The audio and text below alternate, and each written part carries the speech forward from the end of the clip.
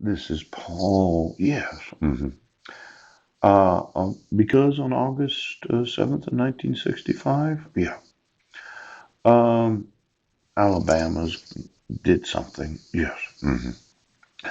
Now, this summary of the argument, the 15th Amendment guarantees the right of the citizens of the United States to vote. Shall not be denied or abridged by the United States or by any state on account of race, color, or previous condition of servitude. Is that the same guarantees of the 14th Amendment, the 13th Amendment, Amendments 1 through 10? Approximately 27 amendments. If you don't include the 18th Amendment, it'd be 26. And you violate it right now. How is it possible that the state of Washington isn't enforcing the guarantees of the Constitution?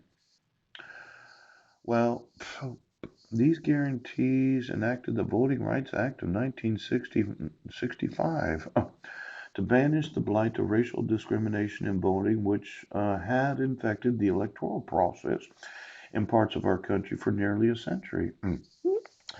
I had recently read the headlines that some state decided to abolish the Electoral College. Yes.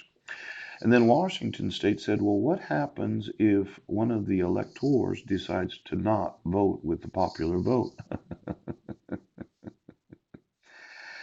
Maybe we need to have a look at these electors. I mean, when states decided right now, the electoral process in parts of our country for nearly a century. South Carolina versus Katzenbach. See, I think I have numerous lawsuits. Well, if you do away with the electoral college, yes, yes.